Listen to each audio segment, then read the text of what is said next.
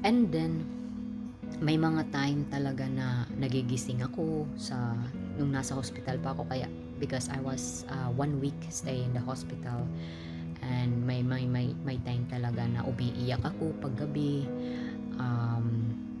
So in the beginning they call it baby blue. Kumbaga nagproproseso ka sa isang emotional, kumbaga yung ano mo, yung level ng hormones mo is tumataas, bumababa. It's because of giving birth.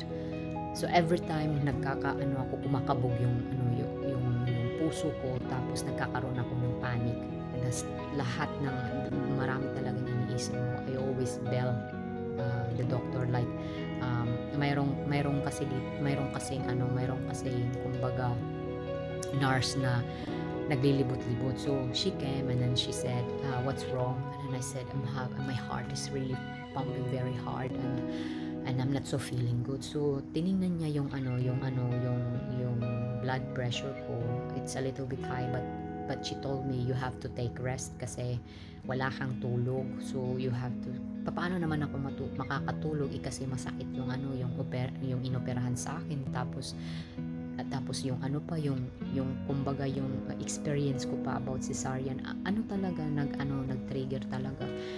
And then to the point talaga na tawag nito, na umiiyak ako as in, tapos hindi ko nakita yung anak ko kasi I have to bed rest 3 days I mean, tapos hindi ako pwedeng tumayo sa higaan. So I have to really plot every day. So kumbaga hindi yung anak ko dinala sa akin kasi yung anak ko is 8 months old. So kailangan siyang i-monitor, but he's a very healthy boy, thanks God. He's a very healthy boy, and he's a very very very fighter also. So I really love my son, is my miracle. So I only hear children, babies crying all the time, and tapos bumibisita yung asawa ko, tapos pumupunta siya ng work niya kasi nagwo-work kasi siya sa Leuven. So yung hospital din is nasa Leuven. So may time talaga na umiyak ako. May isang student na nursing student. So I bell, and then she came, and then she told me. I said, what's wrong, ma'am? I said to her, I'm sad, and I start crying. Hindi ko siya kilala ha, hindi ko siya ano-ano. I start crying to her. I said I miss my mother and I miss my son. I didn't see my son, only when I give birth and they show it to me, but to hold my son, no, I didn't. So she told me, I have only 5 minutes, ma'am. You can tell everything to me. And then I start crying and really, and then I told her, okay, thank you so much for listening me. And then I heard when she go out, she told to their boss, yung pinaka-hire sa kanila. They said, yeah, the woman there, they speak Netherlands, but I understand. The woman there, she's very emotional, and she's having a baby blue. Yung kanyang emotion is very very high. So and kasi wala akong katabi kasi malaki siyang room, kasi pangdalawahan. Hindi nila linagyan ng another mother, kasi kung mayroon akong katabi tapos dinala yung anak niya, of course I will also feel more emotional, kasi paano naman ako, saan yung anak ko, diba? So they decided na ilagay uli ako sa isang yung dati kong linagyan when I was 2 months there, spending my 2 months, kasi doon yung tawag department na yun is kilala na ako. So and then they accommodate me very single, like one room only. Linagay nila ako doon, tapos hindi na nila ako chinarge noon kasi for my case, kasi So I said, thank you so much. So linagay nila ako. I was alone there. So I was like really very, like very emotional, very just like Sudan. So they started it, yung panic disorder ko. So and then, yeah, nagkaroon ako ng depression after 8 months. And the depression, guys, I will tell you for my other vlogs how I overcome my depression. But I'm just talking about this, my panic and my anxiety stigma. Na we have to no more stigma for me, for my mental health. So I decided to open up this every time na I apply my work. I apply different kind of work kasi ako yung tipong taong gustong subukan lahat ng mga trabaho dito. Wag lang yung prostitute, wag lang yung drug dealer, ayoko nun. This is like a job na kaya ko, So after 4 months, 4 months after giving birth, I work in the hotel as a cleaning room, yung nag-change ng mga bedsheet. I was cesarean ako noon. So 4 months pa lang panganganak. Wala pang 1 year yung anak ko. So yeah, I started it. So it was it's a very tiring job, very heavy job, and plus also the weather here kasi winter talaga. So ang lamig. So kapag cesarean ka talaga, mahirap. So but I already having problem in the time before I start working. So mga starting 6 months nagkakaroon na ako ng mga kumbaga naglalala yung panic disorder ko. Yun. So every time ako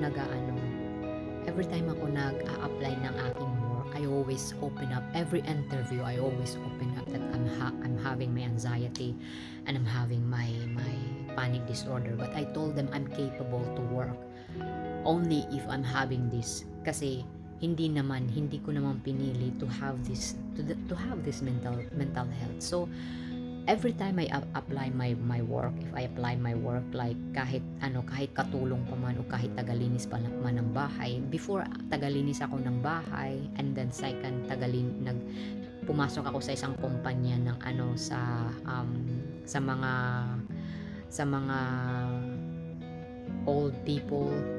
Naging substitute ako doon. My son was already 1 years old and a half, and then I'm already taking my antidepressant in the time kasi syempre I want to be healed. I want to talk about it for my overcome my depression. So I start working there as a substitute.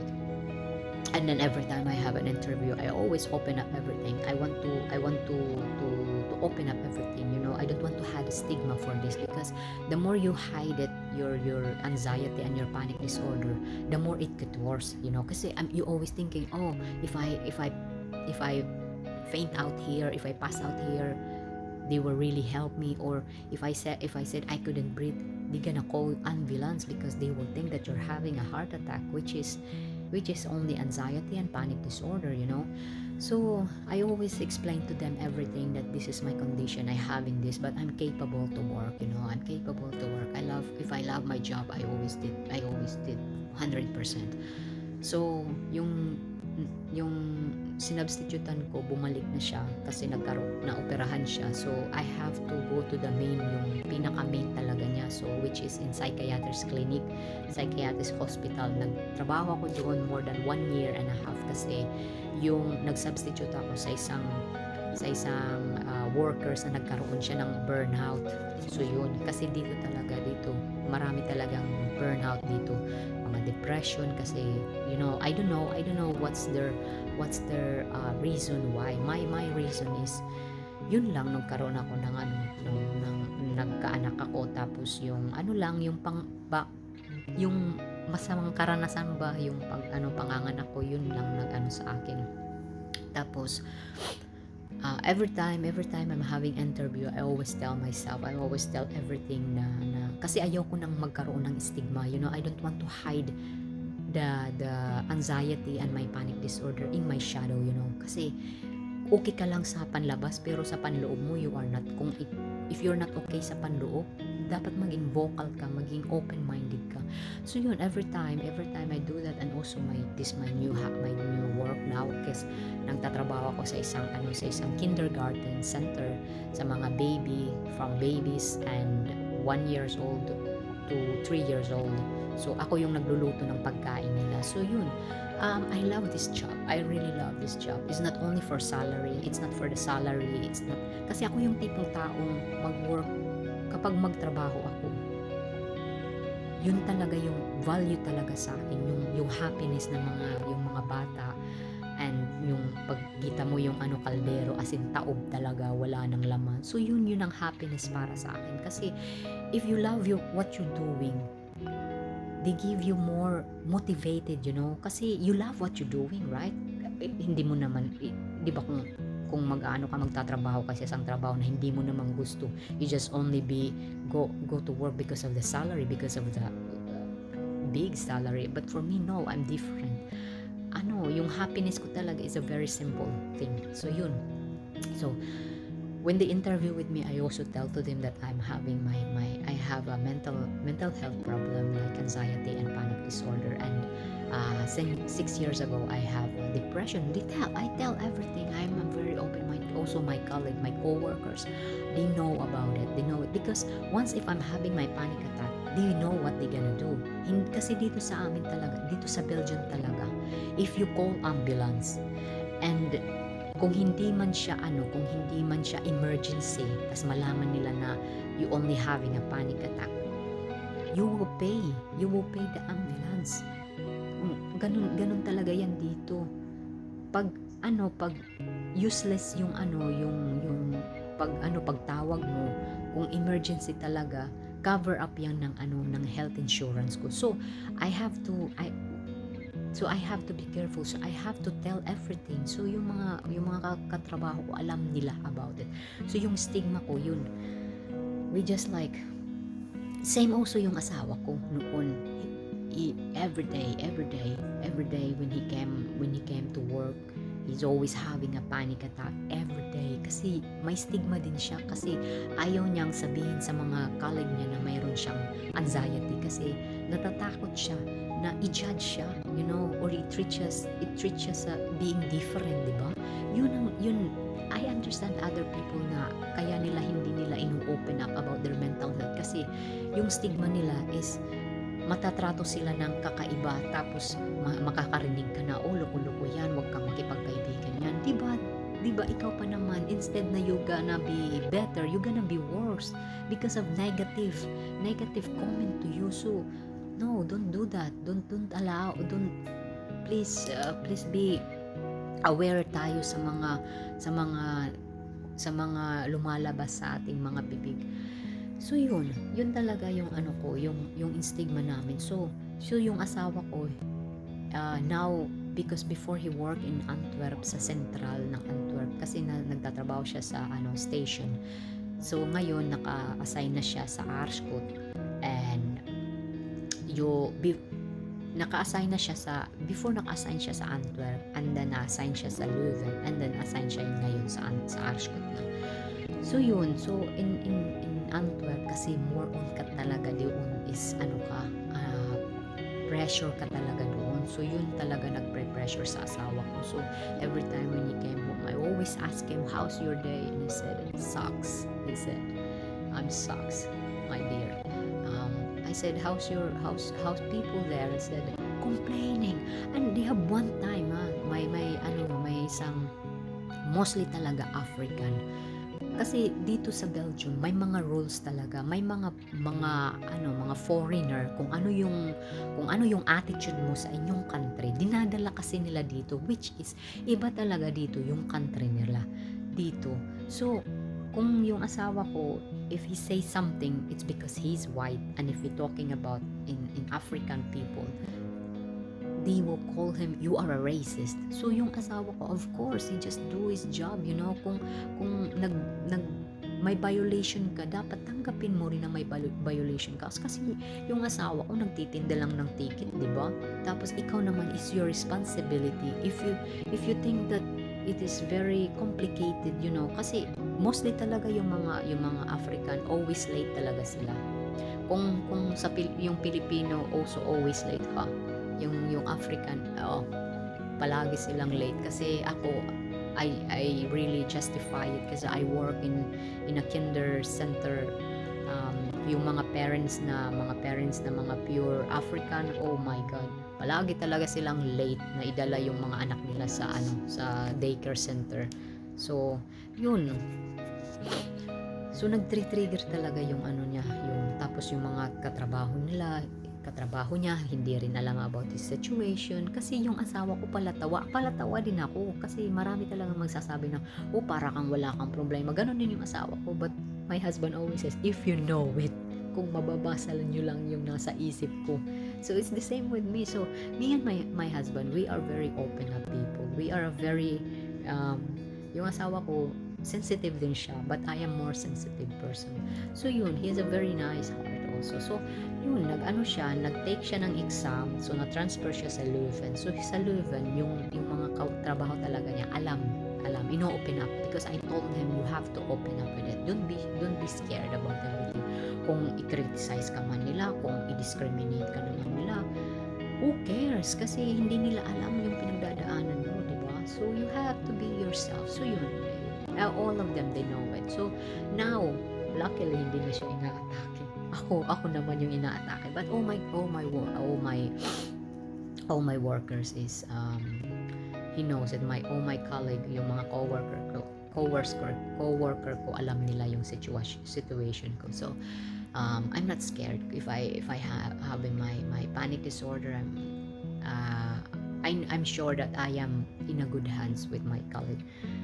I also helped one of my colleagues. She was also having a panic attack, and I also helped her. I put her in a side, and I was holding her hands. I was just like, and then I give her some chocolates because in the time she said to me, "I'm hungry," and that's why, because she had also like a low sugar. So luckily I have chocolates in my bag. So I said, "Here, take it." And then she said to me, "Thank you so much, Joanna." I said, "I understand your feelings because I also my panic disorder. So every time they attack, and then she was really shaking, you know, and then breathing. I said, you must do deep breath, just breathing. Just continue breathing, don't stop breathing." So yun, yeah, nagising yung anak na pasaway. So yun, so advice ko lang sa mga tao na nagkakaroon nito ng anxiety at panic disorder or depression, no more stigma, no more mental health stigma. Nasa sa inyo na lang yan kung if you want to open up to them, and it is not your problem kung hindi ka man nila maintindihan, kung i-judge ka man nila, it's not your problem, that's their problem. And sana hindi sa kanila yun mangyari kung ano man nangyayari sa'yo. So my message to all the people who suffer this mental health same as me, laban lang tayo guys, and we are stronger people, we have a very good heart people. We are beautiful and we are survivor as long as we just stay as who we are and love ourselves, accept ourselves, and magiging okay din. Hi Scott. Hi. Okay guys, see ya for the next video, and thank you, God bless us, see ya.